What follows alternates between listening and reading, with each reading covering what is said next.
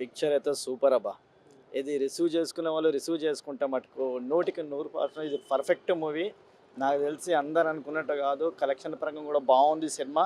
So ఇంతకుముందు ఎన్నో సినిమాలు వచ్చుంటాయి రామ్ చరణ్, ఇది కొంచెం డిఫరెంట్ సినిమా, రాజకీయాలకు సంబంధించిన సినిమా. ఇది అర్థమయ్యేటోడే చెప్తాడు దీని గురించి, లేకుంటే వేస్ట్ అనే చెప్తారు. కానీ ఎవరు నమ్మొద్దు, ఈ సినిమా ఒకసారి చూసిన తర్వాత నిర్ణయం తీసుకోవాలి. Thank you so much. Super super బాగుంది అన్న. రామ్ చరణ్ ఎంత బాగుంది అన్న. పొలిటికల్ సినిమా బాగుంది.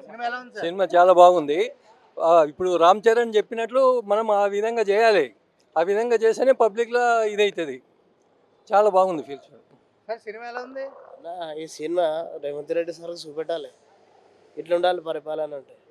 లేని వారికి ఇంట్లో పెడితే కంపల్సరీ నువ్వు చూపెట్టిండి ఇలా, కానీ లేని వాళ్ళకైతే వస్తలే, ఉన్న వాళ్ళకైతే కంపల్సరీ వస్తున్నాయి.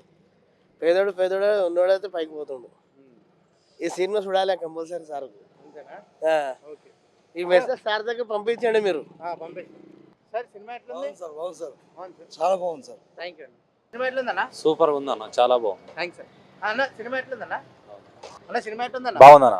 సినిమా ఎట్లుందన్నా? పర్లేదు, బాగుంది, చూడొచ్చు. చాలా బాగుంది. సంక్రాంతికి వస్తున్నాం. Full family movie, funny movie. Venkatesh movie అంటే ఎలా ఉంటే అలా ఉంది. చాలా బాగుంది, చాలా బాగుంది మూవీ అంటే. వెంకటేష్ మూవీ ఎలా ఉంటే అలా ఉంది. 100 సూపర్ ఉంది.